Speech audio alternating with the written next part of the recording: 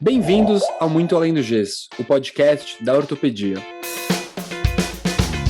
Bom dia, boa tarde, para a noite, para os nossos queridos ouvintes, amantes da ortopedia. Meu nome é Leandro Enisman, sou médico ortopedista e juntamente com os amigos André, Noel, Bruno e Matheus apresentamos o podcast o Muito Além do Gesso, o maior podcast de ortopedia do mundo. Se você não conhece a gente ainda, vai lá no Instagram, no podcast.ortopedia, não esquece de seguir a gente lá, seguir a gente no YouTube, seguir no Spotify, em todo lugar que você puder seguir a gente segue, compartilha aquele vídeo, compartilha no grupo de WhatsApp, que a cada 15 dias, às vezes um pouco mais, a gente está aqui compartilhando um pouco sobre ortopedia brasileira, às vezes indo até fora do Brasil, trazendo pessoas super interessantes para que vocês conheçam. E hoje temos uma convidada muito interessante que eu vou pedir para o Noel apresentar para a gente. Boa, Leandro, obrigado. É um prazer aqui apresentar a Dani Neves. Quando eu a conheci, ela era gerente, né? Mas hoje em dia ela já é diretora médica de um grande hospital ortopédico aqui de São Paulo, ou seja, ela manda em muitos ortopedistas. Então é um prazer ela estar aqui com a gente, para a gente poder ouvir um pouquinho da trajetória dela, que é sempre especial, e entender como é que é mandar aí em muitos ortopedistas, Dani, é fácil ou é difícil? Conta aí um pouquinho pra gente. Bom, boa noite a todos. Agradecer aí o convite para falar no podcast. Eu já acompanho vocês, já vi vários episódios, já aprendi muito aí com muitos palestrantes e fico feliz aqui de ter chegado a minha vez.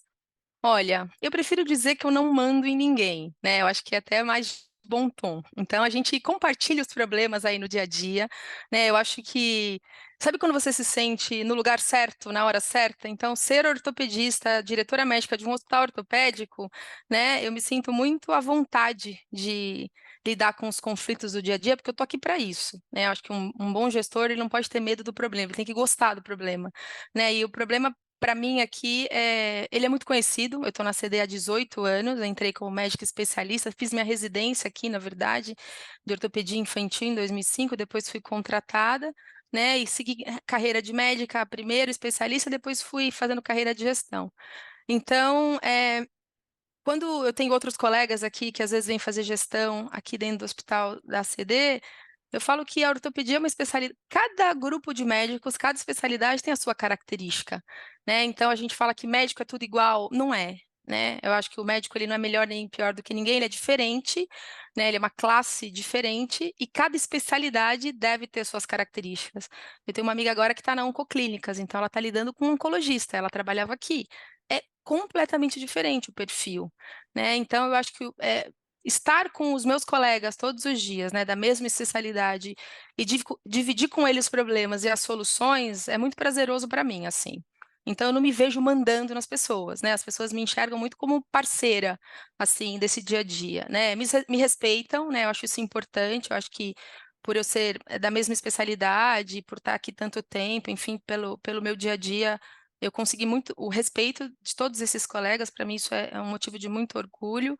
E é um grande prazer estar aqui, assim, fazendo o que eu faço, assim, eu me sinto muito à vontade fazendo o que eu faço.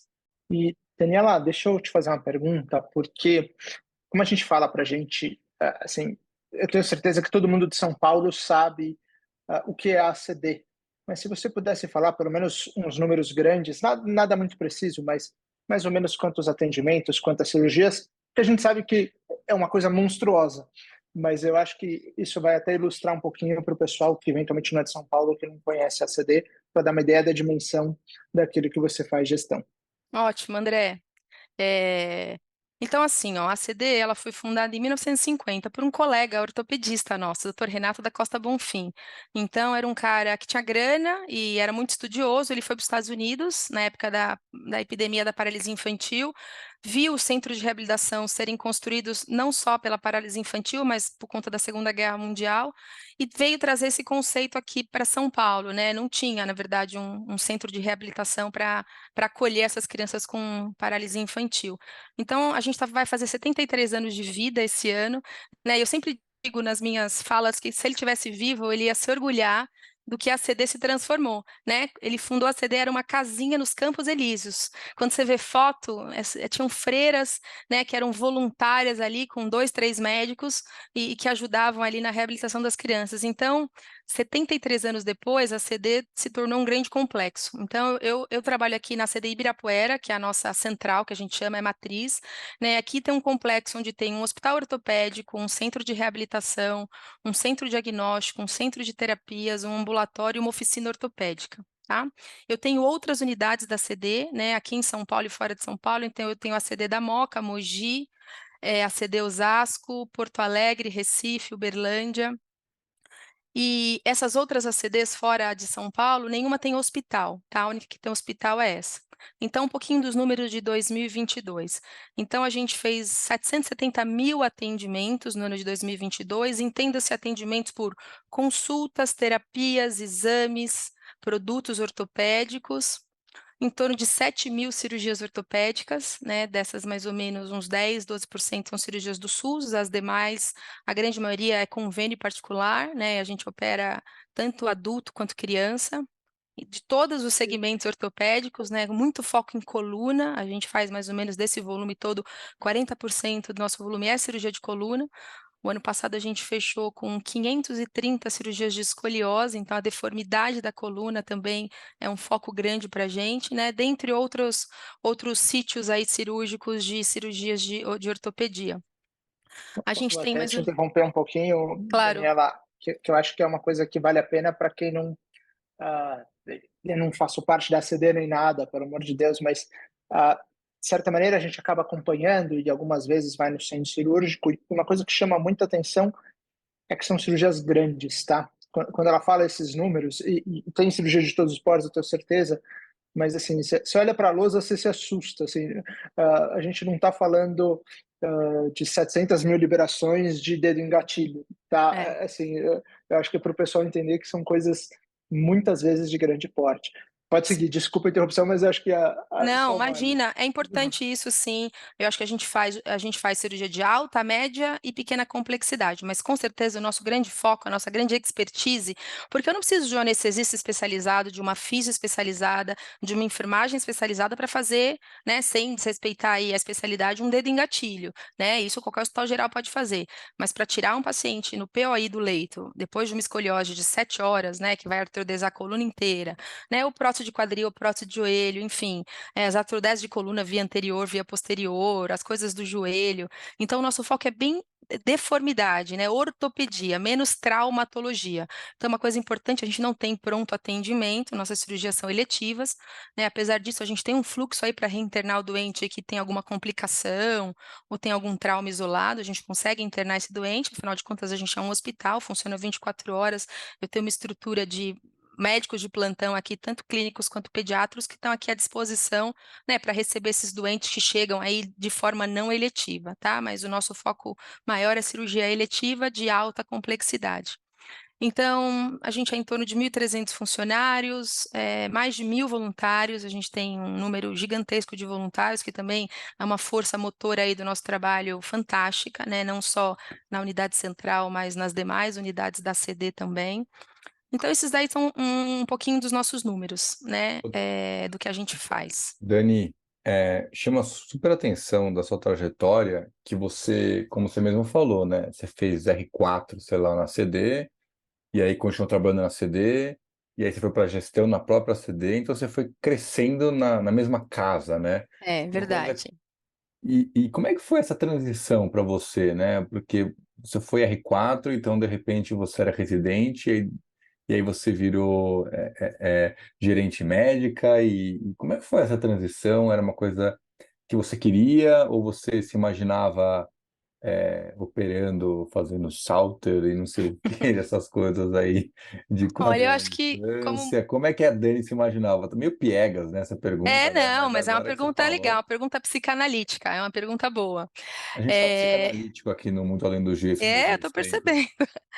Então, assim, eu acho que a gente é da mesma geração, né? Talvez vocês sejam até um pouco mais jovens do que eu. Eu pareço jovem, mas eu não sou tão jovem quanto eu pareço. Eu acho que a gente não se formou para outra coisa a não ser fazer medicina, né? Atender, operar. Eu me atraí pela ortopedia no 6º ano. Eu fiz FAMEMA lá em Marília e tinha uma ortopedia forte lá, tem uma Santa Casa muito boa. E aí eu olhei o ambulatório e eu falei, gente, que coisa prática. Chega o cara com o pé quebrado, gesso, volta em 6 semanas, sai andando. Eu falei, amei isso aqui, eu quero fazer isso, né? Só que aí eu fui pro exército, eu prestei a prova do SUS e o SUS eu podia ficar 1 ano no exército como mulher, né? Não era toda residência que eu podia guardar a minha vaga. Aí servi em Dourados, no Mato Grosso do Sul, que também foi um baita desafio, assim, super interessante. Eu queria ter um pouco mais de experiência antes de ir para a residência, e aí fui fazer a residência, né? Fiz os meus 3 anos lá no Mandaki, e durante a residência do Mandaki, a gente passa um mês na ACD, né? Alguns serviços de São Paulo passam para ver ortopedia pediátrica, porque lá no Mandaki a gente não tinha um serviço tão robusto. E aí fiquei super encantada com a especialidade, enfim, com toda a estrutura aqui da ACD, e vim fazer meu R4, né? Então, assim, eu acho que a vida sempre foi me pedindo isso, sabe? Porque realmente, você virar residente, de residente para médica contratada no mesmo serviço, é um baita desafio, né? Porque as pessoas têm que deixar de ver você como um residente, né? Então, eu fui, putz, trabalhando isso em mim mesmo e nas demais pessoas, que eu não sou mais uma residente, né? Mas tá dentro de uma instituição, você tem muito suporte. Então, acho que isso é um privilégio. É diferente de você acabar uma residência e cair na vida, né? Começar atendendo um consultório com um colega. Então, eu tinha colegas mais velhos, né, que me ensinaram a fazer um aviso cirúrgico, que eu não sabia fazer, a pedir uma cirurgia. Nossa, que material que eu peço aqui.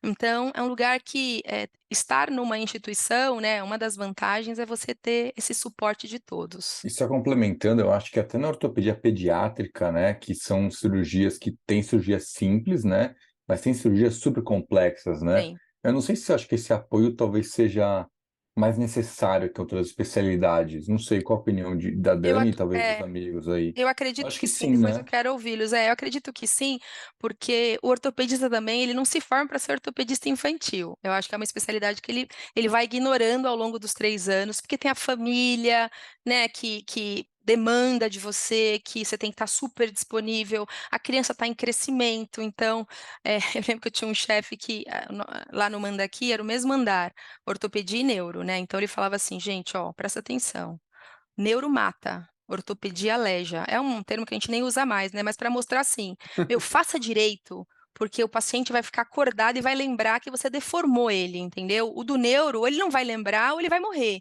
Então, bem raiz, né? Bem aquela residência que a gente passou. E a criança, acho que mais crítico ainda, né? O esqueleto em crescimento. Pô, você fazer uma supracondiliana de forma inadequada e gerar um cúbito varo, você não percebeu um PERTS, você não percebeu uma doença no joelho, um raquitismo, enfim. E aqui na CD são doenças mais complexas do que as da criança hígida, né? Então, é uma criança com paralisia cerebral, com várias deformidades, mielomeningocele, malformações congênitas.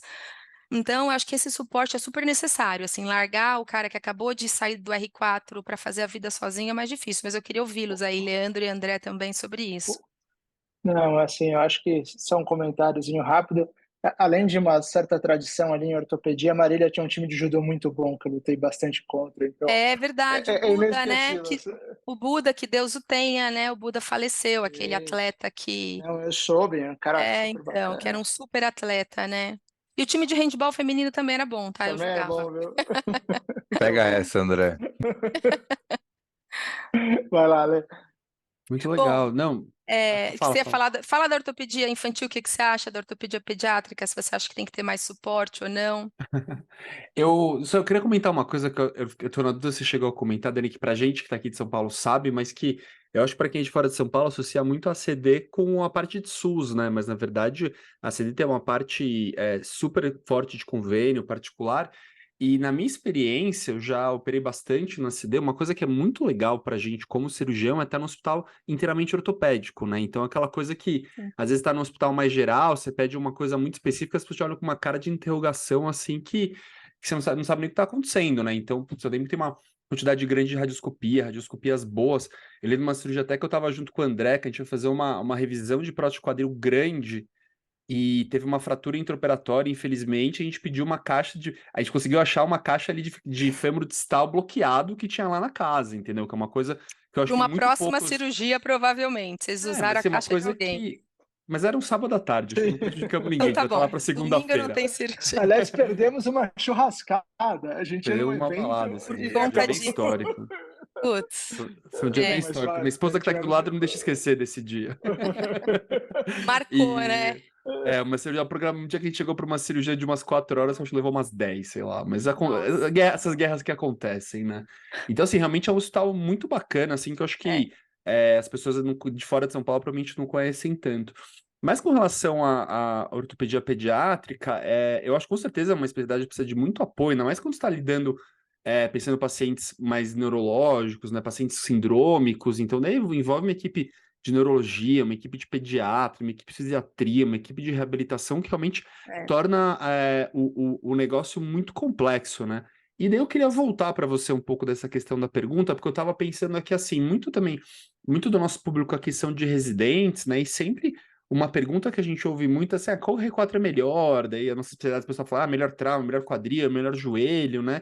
E eu acho que a palavra, vou usar uma palavra que eu acho que é realmente a palavra que talvez para usar, tem um certo preconceito contra a pediátrica. Tem gente que acha que o que você falou, a mãe é muito chata, ou tem gente que acha às vezes assim, não, mas poxa, é uma especialidade que é muita coisa normal. Na verdade, as pessoas vêm lá para ver pezinho torto que nem é torto, na verdade. A mãe que acha que manca, tal, acha que essa coisa do mercado, né? O mercado não é bom. Eu queria perguntar a tua visão, que é super envolvida aí com ortopedia pediátrica, quando hoje em dia um residente que vai passar o estágio aí no ACD te encontra ali no corredor e pergunta assim, doutora, o que que você acha de ortopedia pediátrica? Que resposta que você dá para esses residentes? Olha, eu acho que você precisa ter um perfil para fazer ortopedia pediátrica, né? Repito, eu acho que assim como a gente no passado não fazia medicina para ser gestor, né? Eu não vejo o ortopedista fazendo ortopedia para fazer ortopedia pediátrica, né? Ela é como se fosse uma especialidade à parte da ortopedia, né? Porque, como eu disse, o que me atraiu na ortopedia foi essa questão da praticidade, de você tratar, de você resolver. E na ortopedia pediátrica, nem sempre você resolve as coisas de forma tão práticas e tão objetivas e tão rápidas, né? Então, eu acho que você tem que ter esse perfil, né? De gostar de conversar com as famílias, de fazer uma boa orientação. Eu não contei para vocês, mas eu não opero nem atendo mais, né? Eu tentei fazer as duas coisas, né? Depois eu vou continuar falando um pouquinho da minha carreira aqui, mas eu tentei fazer as duas coisas até 2014, 2015, e depois eu vi que alguém saía perdendo, e esse alguém era o paciente, né? Eu tentando fazer a gestão, né? E as famílias me demandando a questão do WhatsApp, do celular, e se você não está inteira ali, eu vejo a pediatra do meu filho, que ela, sabe, nos atende a hora que a gente precisa, né? Ela está sempre respondendo o WhatsApp dos outros pacientes. Então, ou você está inteiro naquilo que você está fazendo, ou você não vai fazer bem feito, né? E eu tomei uma decisão, né? Fui super criticada pela família. Meu pai, o sonho do meu pai era que eu tivesse um consultório e ele tomasse conta do raio-x. Ele queria tomar conta do raio-x e cobrar o raio-x. Ele queria muito que eu fosse dona de um consultório. Eu falava, pai, eu não gosto disso, né? E mesmo a despeito de toda a crítica, assim, eu me sinto muito mais útil como gestora médica, né? Olhando por todos, do que quando eu era apenas a médica que olhava para alguns pacientes, entendeu? Então, só respondendo a sua pergunta, eu acho que é uma grande especialidade complexa, que precisa de muito estudo, como toda a ortopedia, né? É meme essa coisa que o ortopedista não estuda, isso já faz parte do passado, né? Então, e que precisa ter perfil para gostar das famílias, mas você precisa estar numa instituição que também te abrace e que te dê suporte. Porque você ir para para um lugar, sei lá, um interior muito longe, sozinho, para fazer ortopedia infantil, sem suporte, você precisa de uma boa UTI, você precisa de bons materiais, né, boas fisioterapeutas, senão a especialidade não consegue mostrar o que ela é. Então, faça, se você tiver perfil, se você estiver num grande centro. Essa é a minha resposta para o residente que passa aqui, tá? Eu vou voltar só a falar rapidamente. Então, eu parei, que eu fui contratada como médica especialista, né? Uma transição complexa, porque, enfim. E aí, em 2008, eu fui contratada em 2006. A CD tinha um programa, né, já há um tempo, de mandar o médico para os Estados Unidos para fazer algum estágio, né? E como eu era solteira, não tinha filhos, não tinha, né, grandes amarras aqui, não chegou minha vez, mas eu estava pronta para ir. Eu falei, eu quero ir, né? E eu fui para um hospital em Greenville, na Carolina do Sul, estudar a minha área da paixão aqui na ortopedia infantil, que é a análise do movimento. A gente tem um laboratório de marcha aqui, super tradicional, super antigo também, que é o lugar que tem mais banco de dados do Brasil, né? E eu cheguei a ser coordenadora do laboratório de marcha, depois que eu fui lá para esse serviço, fiquei 6 meses, né? Só me aprofundando nisso, voltei, porque no fundo eu acho que o meu grande desejo na minha profissão era ser uma ultra especialista, né? Eu gostava de falar, putz, marcha, Daniela, fala da marcha aí. Eu falava, putz, eu vou falar agora, né? Eu vou brilhar aqui que eu vou falar da marcha. Então, o que eu pensava na minha carreira, que eu ia ser uma super especialista nisso. E aí, virei médica do laboratório de marcha, aí eu virei coordenadora do laboratório de marcha, meu primeiro cargo de gestão aqui na CD, já tive 1, 2, 3 pessoas abaixo de mim ali para fazer a gestão. E um pouquinho mais para frente, a CD começou a pensar em ter uma acreditação internacional, né? Hoje a gente tem a Kementum, na época, em 2012, a gente pensou em ter a JCI, então veio a JCI aqui e a gente começou um processo de acreditação internacional. E eu era a médica que mais me interessei por isso. Eu falei, poxa, eu gostei dessa coisa desse manual, sabe? Esses capítulos, tem um capítulo só de cirurgia, de anestesia, um capítulo de infraestrutura.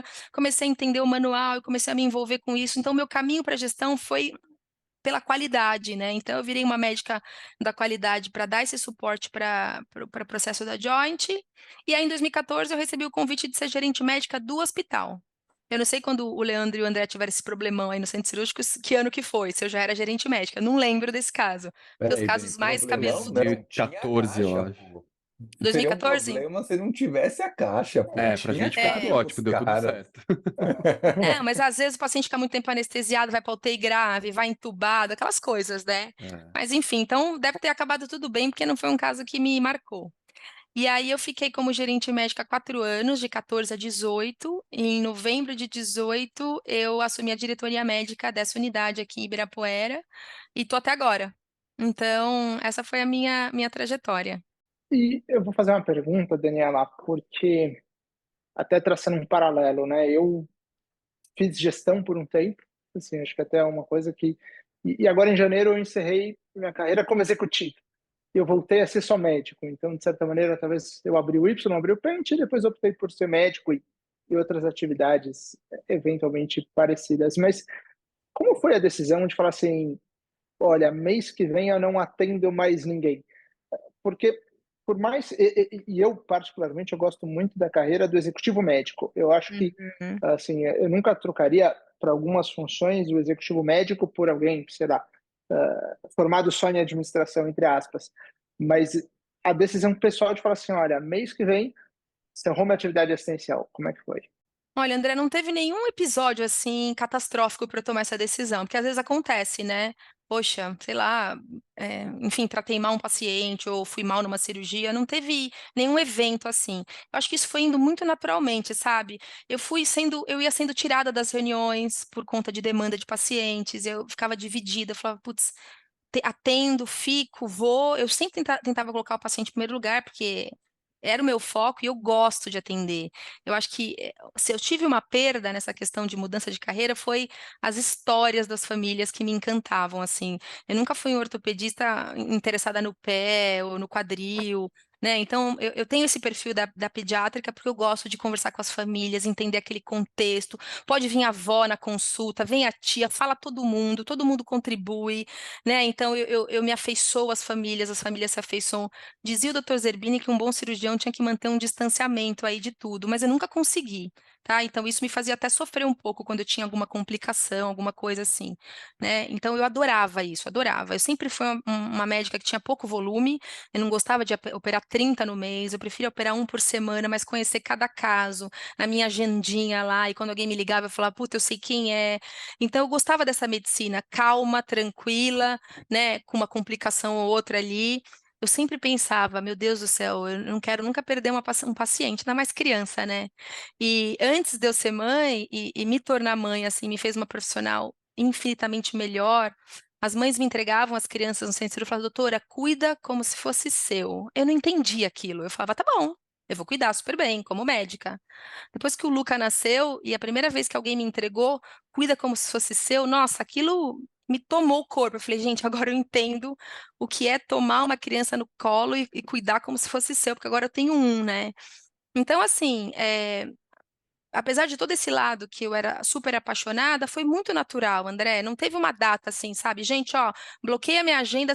Os atendimentos eu fui desmarcando o paciente, fui deixando de operar aos poucos. Quando eu vi, eu não tinha mais agenda, eu falei, gente, olha, a partir de agora não dá mais, né? Mas não teve nenhum evento que me fez fazer isso, foi uma coisa natural e foi uma decisão assim. Alguém tá perdendo nessa história. e é o paciente que eu não estou conseguindo dar o suporte que eu gostaria. Porque operar e deixar o colega. E a gente não tinha assim, a gente sempre teve um time aqui, mas sempre os casos foram de cada um, né? Claro que alguém podia ver um caso para mim, mas não era aquela questão, aquela lógica de time que se você tá, o outro tá, é a mesma coisa, né?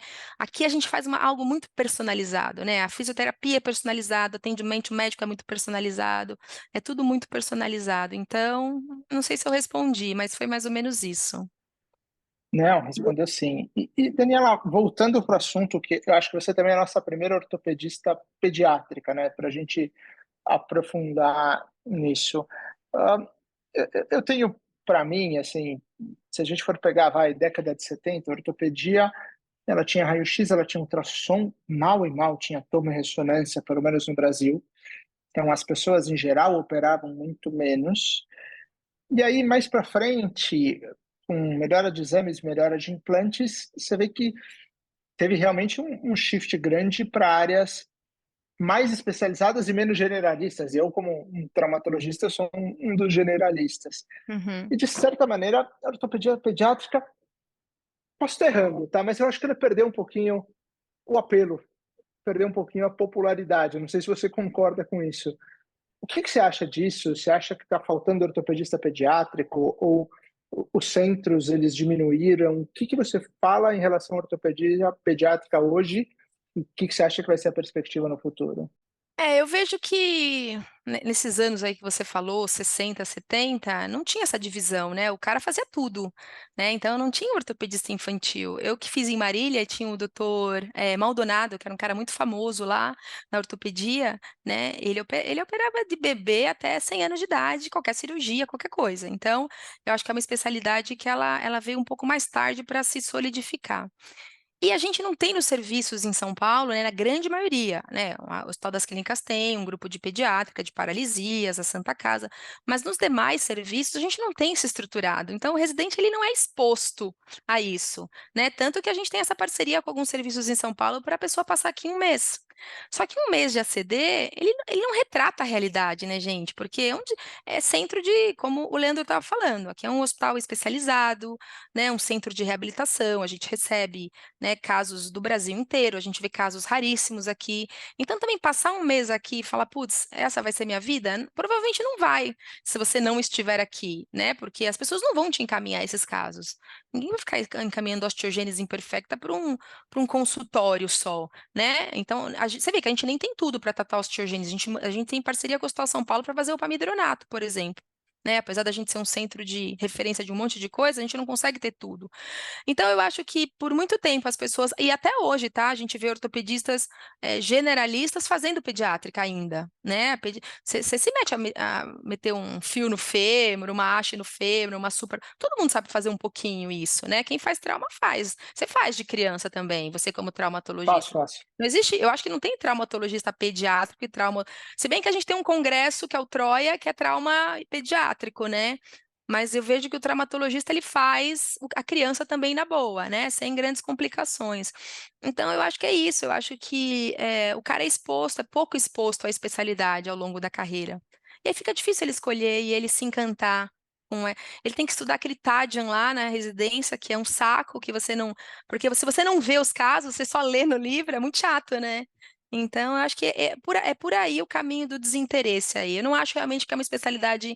Eu vejo o glamour da especialidade pelos locais de congresso, né? Então, assim, putz, olha, sei lá, ombro, cotovelo, joelho vai para a Costa do Sauípe, vai para não sei aonde. A ortopedia pediátrica é sempre um lugar simples, lugares mais, entendeu? É um grupo muito pequeno, tem poucos membros, Quem sabe, entendeu? não é o milionário do joelho que a gente tá acostumado. Joelho é Eu só tô top rindo lugar. porque, cara, a churrascaria que o pessoal do joelho tá fazendo a reunião tá caindo de nível a cada ano, entendeu?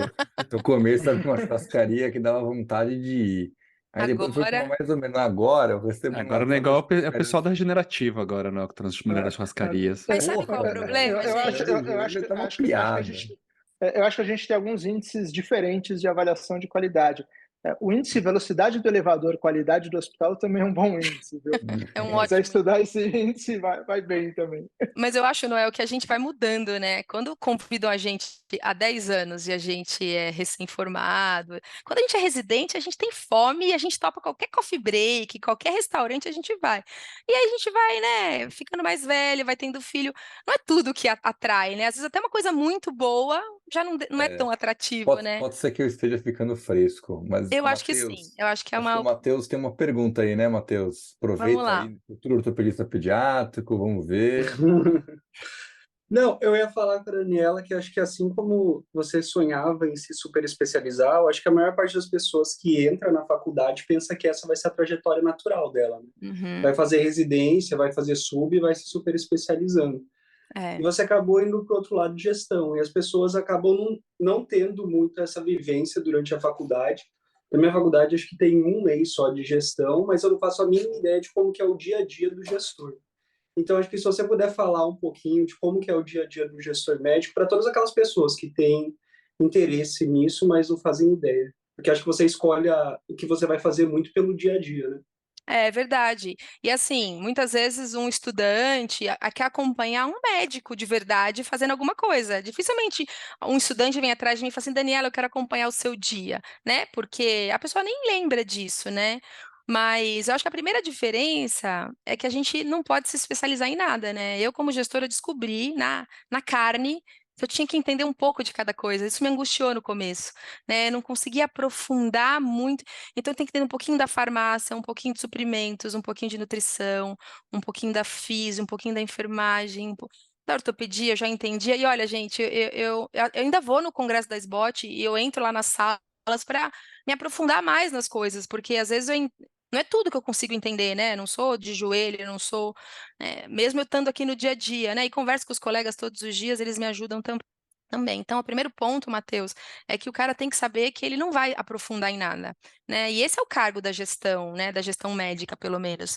Mas você tem que ter uma noção de tudo para você poder discutir, né, esses problemas todos. O hospital, ele é considerado um dos locais mais complexos para se trabalhar, porque são muitos profissionais com muitas atividades diferentes. No escritório de advocacia só tem advogado e o estagiário, né? Aqui eu tenho área assistencial, área de apoio, eu tenho a limpeza, eu tenho o cara que fatura a conta, o cara que repassa a conta. Então, é um lugar mega complexo. Então, esse é o primeiro ponto, né? Fora isso, no dia a dia, a gente tem uma rotina de trabalho, né? Eu não chego falando, ai, gente, qual o problema eu vou ter hoje? Não, eu reservo na minha agenda um período para as intercorrências, porque sempre vai ter, né? Isso eu também aprendi nos cursos que eu já fiz, enfim, nas coisas que a gente vai aprendendo ao longo do dia. Mas, em geral, se eu puder resumir, atualmente esse meu cargo não é só de diretora médica, eu também sou diretora técnica. E aí eu fico responsável por toda essa parte de vigilância sanitária, de fazer cumprir todas as legislações, né? Eu teve uma colega que falou de compliance num podcast de vocês, né? Que estar em conformidade, né? Então eu tenho que fazer com que os colegas fiquem em compliance com toda a legislação médica. Esse é uma das minhas grandes missões aqui, né? Então, o dia a dia de um gestor médico são reuniões, a gente faz muita reunião, né, com vários setores, porque assim, eu vou resumir. Quem fala assim é o Abílio Diniz, tá? Eu acho que ele, no alto da experiência dele, qualquer lugar são duas coisas: ou é processo ou é pessoas. Se não tá dando certo, olha para o processo. Se o processo tá bom e não tá dando certo, olha para as pessoas. E aí você pode mudar as pessoas. Em geral, é o processo que tá ruim. Então, um gestor médico, assim como outro gestor, a gente está sempre olhando para os processos e olhando para essas pessoas, fazendo gestão de pessoas, né, que é acompanhar aí a entrada do médico. Eu sou responsável por todo o credenciamento médico aqui, né, toda a conformidade de documentação, né, para o médico ser. E a gente não é um lugar mega rigoroso, a gente exige as documentações básicas aí para o cara se credenciar aqui. Eu sou responsável pela entrada do médico, pela permanência do médico aqui, o que ele faz aqui durante a sua atividade, né, durante a sua cirurgia, se ele vai bem, se ele não vai, do ambulatório, dos exames. Eu sou responsável também, eu dou o apoio todo para a qualidade e segurança, então todos os eventos adversos que acontecem na instituição, né, eu que estou junto com a qualidade e analiso e crio planos de melhoria, enfim. e também, às vezes, a saída do médico, né? Então, a entrada, a permanência, os treinamentos, os eventos, e às vezes a saída quando a gente precisa, por alguma razão, fazer com que o médico não trabalhe mais aqui. Então, é isso. Bacana. É reunião, tem alguns períodos de intercorrências, e eu falo que eu salvo vidas todos os dias. No final, a gente salva vidas. Acho que a Dani, com essa resposta, complementou a minha pergunta que eu tinha feito de quem manda no hospital. Então, acho que está Uhum, respondido aí para quem ficou em dúvida, né? Mas estou é. brincando, Dani. Eu queria que você falasse rapidinho, Dani, esse episódio está voando, está super interessante, de que, poxa, na sua época que você fez residência, lógico que você é super jovem e tudo, Super jovem. Eu fiz em mas 2001. tinham, já tinha muitas mulheres, mas imagino não tanto quanto hoje. Eu lembro que há alguns poucos meses, sei lá, eu fui na ACD, realmente tem muitas mulheres hoje em dia, né, fazendo É. ortopedia lá na ACD, enfim. E você ocupa um cargo de liderança e, meu, super expondo todo o seu trabalho nesse sentido. Queria que você mandasse uma mensagem para as meninas que querem ser ortopedistas. Imagino que hoje em dia você consegue tornar esse ambiente super acolhedor e agradável para todo mundo, né? Mas imagino que quando você começou, não foi tanto assim, né? Olha, eu não fui a pioneira. Agora existe uma associação de médicas ortopedistas, né, que eu conheci lá no último congresso que eu fui lá em Floripa. E aí elas estavam falando das primeiras mulheres que fizeram ortopedia, então de longe eu não sou a pioneira, né? No ano que eu fiz no Mandaki, eu acho que não tinha tido nenhuma mulher antes, ou se tivesse tido, ela desistiu por alguma razão, né? E mas é que, gente, eu acho que medicina é difícil para entrar, é difícil para fazer, residência é difícil de entrar, é difícil de ficar. Eu acho que não tem residência fácil, né? Você resolver se especializar em alguma coisa, né? Área cirúrgica, eu acho que a mensagem é a mesma mensagem que eu daria para o ortopedista pediátrico. Você precisa ter o perfil, né? É uma residência exaustiva, como muitas outras. Acho que é um período que você tem que se dedicar àquilo. Você não pode, como eu escolhi entre ser gestora ou ser médica, eu escolhi ser gestora. Se você escolher fazer residência, você tem que mergulhar de cabeça na residência, sabendo que não vai ser fácil nenhuma delas. E não é fácil para o homem, nem para a mulher, nem para nenhum gênero, né? É difícil, é cansativo, você tem que estudar, você tem que. Minha maior responsabilidade na residência era passar na prova da SBOT, porque o chefe falou: olha, se você não passar, você compromete o serviço. Gente, eu ficava apavorada com isso. Eu falei, gente, uma coisa é eu não passar, tudo bem, vou me ferrar, agora eu comprometei o meu serviço, vai descredenciar. Eu achava aquilo assim a maior responsabilidade da minha vida, né? E isso me fez estudar horrores assim para passar na prova. E toda vez que eu vou ficar nervosa para fazer alguma coisa, eu lembro da prova da SBOT, porque eu acho que foi a vez que eu fiquei mais nervosa na minha vida. Eu ia e voltava no banheiro, porque eu fiquei muito estressada de fazer aquelas provas orais lá. Mas eu acho que é isso, gente. Eu acho que tem que se dedicar, né? É difícil e tem que se dedicar. Como escolheu ser médico, já é o caminho da dedicação aí e da dificuldade e no final da superação, porque no final a gente supera. Daniela, vou aproveitar outra pergunta, tá? Que eu acho que é uma coisa Vamos lá. que pode valer para muita gente. Ah, boa parte da minha geração usou botinha ortopédica. E isso é falado muito como um mito, não como um mito. A gente sabe que na ACD tem uma oficina muito grande, muito importante. Usa-se ainda? Não se usa? Ou não se usa para a mesma coisa que se usava? Como é que foi essa evolução? Conta pra gente. Olha, todo mundo que eu falo, eu sou ortopedista, vem do outro lado. Pô, mas eu já usei botinha ortopédica. É curioso isso, né? Eu adoro ouvir isso. Eu quero saber aonde fez, que cor que era.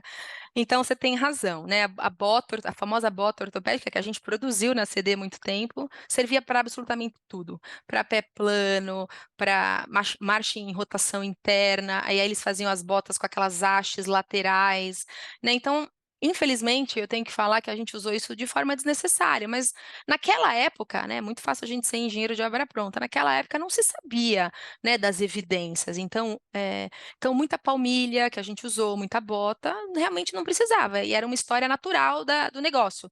Era um pé plano que depois ia virar um pé normal, ou então o cara ia ter pé plano pro resto da vida, porque era um pé plano familiar. Ou era uma marcha em rotação interna que não tinha nada a ver com o pé, tinha a ver com a rotação interna do quadril e a bota, enfim, né? Então, realmente, as evidências hoje elas não sustentam mais essa questão da bota, né? O que a gente usa são as órteses mesmo, para as nossas patologias aqui que a gente trata aqui, né, no pós-operatório, para manter a correção, as botinhas para o pé torto congênito, quando você faz ponsete, né, e aí você usa aquela botinha, que eu esqueci o nome agora, mas enfim, mas aquela bota tradicional pesada do filme Forrest Gump, né, Mas, que ele usa, né, que ele pisa ali com força, isso realmente ficou no passado, André. Muito bom. que bom, que bom. Dani, e agora sim, a gente vai para um quadro aqui do nosso podcast tradicionalíssimo já, que é o quadro de indicação de livros, podcasts, filmes. Então, a gente queria pedir para você compartilhar alguma dica com nossos ouvintes e depois o nosso time aqui também vai compartilhar nossas dicas de hoje.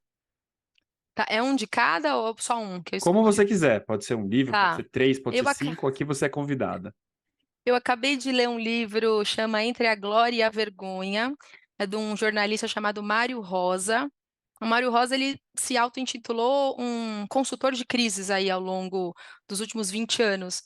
Só que ele acabou dando muita consultoria de crise para o pessoal da Lava Jato, o pessoal da Odebrecht. Então, ele se viu um consultor de crise, ele se viu no meio de uma crise, porque a Polícia Federal chegou na casa dele para prender ele, porque ele tinha prestado serviço para as pessoas em investigação. Então, o livro é como se fossem as memórias, né, de um consultor de crise passando por uma grande crise, né? Como é que o público dele ia enxergá-lo a partir daí. E eu acho que serve muito para a gente, né? Eu acho que a gente vive sempre entre a glória e a vergonha. Porque viver é você passar um pouco de vergonha, é você se expor um pouco, e às vezes você chegar um pouquinho no auge, depois você cai um pouco. Então, acho que é um livro que ajuda a gente a passar o tempo e perceber o quanto a vida é exatamente o que o título diz. Então, é um livro que eu recomendo. Eu acabei de assistir a série super antiga, que meu sobrinho me implorou para assistir, que é Breaking Bad, que é super antiga, né? Mas ele me implorou, porque ele é super fã, e eu assisti, finalmente terminei, sei todo o nome dos personagens, quem morreu no final, e também eu achei a mensagem fantástica de um cara super pacato que de repente tem um diagnóstico lá de câncer e vira um traficante. Então, quem puder, tá na Netflix. Acho que eu fico com essas duas dicas. Eu agora Muito bom. estou estudando bastante, né? Então eu parei de ler livros e agora estou só vendo filmes. Mas a minha dica vai para as pessoas assistirem filmes antigos. Eu recentemente assisti Poderoso Chefão, assisti Forrest Gump de novo. E eu acho que é muito legal você começar a assistir os filmes mais antigos para comparar com os atuais, como que as coisas são rápidas. Então, não pulem os créditos, deixe a ansiedade trabalhar e vai vendo a dinâmica como funciona, que acho que ajuda você a pensar um pouquinho como você quer fazer as coisas correrem cada vez mais rápido, sabe? Assistem filmes antigos. Top. Eu tenho um livro que eu li, não sei se eu interrompi o André, mas vamos lá, que fala um pouquinho sobre como as coisas às vezes acontecem na vida mais tarde do que a gente imagina. É a biografia que se chama assim, A Espetacular Vida de Stan Lee. Stan Lee, para quem não sabe, foi o que criou o Homem-Aranha, criou muitos heróis da Marvel, né? E eu achei super curiosa a história dele, ele é um super vencedor na vida, e ele criou o Homem-Aranha, tipo, com 60 e poucos anos, assim, tipo, super mais velho, entendeu? Então, às vezes, ele fala na vida, assim, de como ele foi criando as coisas e de que, tipo, na verdade, ele que criou, mas aí o livro conta que, na verdade, outro cara foi o que criou e ele pegou do outro. Então, é engraçado como, às vezes, a gente fica com o nome, mas as coisas são mais complexas do que a gente imagina. Eu tô sem hoje, não sei se o Lê tem alguma. Eu tenho. Eu tenho uma indicação que eu tô na dúvida se eu já falei aqui, mas eu pensei bastante nela quando a Dani comentou a história do cirurgião se distanciar do paciente e tal, que é o livro da Ana Cláudia Quintana Arantes, que é uma colega Ela é médica, né, que chama fantástica. A Morte é um Dia que Vale a Pena Viver, que eu acho um livro incrível, que fala do dia a dia dela como médica paliativista, né, ela trabalha muito cuidado paliativo, e ela conta muito a história dela, que ela ouvia muito isso na faculdade, né, do médico ser distanciado do paciente e tal, que como a Dani contou que ela tinha essa dificuldade, na verdade a Ana Cláudia comenta que ela também tinha essa dificuldade, mas ela conta isso de maneira muito positiva, na verdade, ela conta o tanto que é importante a gente se envolver com o paciente, quanto isso melhora o cuidado, né, eu achei muito legal a história que você contou da criança, porque eu lembro muito isso também de mim, assim, eu e o André, a gente opera muito junto, né, o André tem filho mais velho do que eu lembro que uma das vezes que a gente foi operar uma criança, depois que o filho mais velho do André tinha nascido, já não tinha filho ainda, e eu vi ele olhando meio pra criança e perguntei assim, meu, tipo, é diferente? Hoje em dia ele falou, puta, é. E agora que eu tenho um filho, eu percebi depois também que eu fui operar uma criança, que não tem jeito, assim, você olha diferente, assim, você fica mais tenso, é uma situação, você sente uma pressão até maior, né? Então foi uma coisa que... Mas eu vejo também do lado positivo, acho que como você comentou, como a Cláudia comenta, eu acho que eu sou muito contra essa posição do médico de distanciamento, né? Acho que, na verdade, quanto mais a gente se envolve, óbvio, mantendo o profissionalismo, mantendo a segurança ali do procedimento, acho que a gente está trazendo um cuidado melhor para os nossos pacientes. Então, eu achei super legal. Eu lembrei desse livro aqui. Não lembro se eu recomendei ele aqui, mas com certeza vale a pena recomendar de novo aí para quem nunca leu. Não, eu Dani, sigo ela nas redes sociais e ela também. traduziu esse livro para a língua inglesa agora. É, Fantástica. muito legal, né? Também sou fãzão dela. Uhum. Se de repente ela ouvir nosso podcast, está convidada, viu, Poxa, Ana Cláudia? A imagina gente gostaria convidar de a doutora receber Ana aqui. Cláudia para vir no podcast. Meu Deus do céu, que honra. Ia ser legal. Dani, super obrigado. O episódio ficou 10 aqui. Realmente, quando o Noel falou, voou. Aqueles que a gente nem vê o tempo passando. Pô, mas já acabou, não deu nem tempo de fazer as 15 outras perguntas que eu tinha, mas a gente adorou. Com certeza está convidada para voltar quando você quiser. As portas e os microfones estão abertos. E agora, antes de encerrar, vou passar o microfone para você despedir aí do pessoal, antes de a gente acabar o episódio. Tá certo. Bom, gente, então foi um grande prazer participar, né? Me senti super à vontade, né? Poder falar aí para o público, sei lá, de residentes, de estudantes. Eu acho que sempre que a gente pode contribuir com a nossa pequena experiência, eu acho que a gente se sente muito útil, né? Então, só posso agradecer a todos vocês, a todos que ouviram, e um abraço, e se puder retornar, eu estou à disposição de todos. Ótimo. Dani, muito obrigado. Obrigado, André. Obrigado, Noel. Obrigado, Matheus. Obrigado, Bruno. Obrigada, meninas. Até a próxima. Obrigado a você que está nos ouvindo. Em 15 dias, às vezes um pouquinho mais, estaremos de volta com mais episódio do Muito Além do Gesso. Um grande abraço e até a próxima. Boa noite.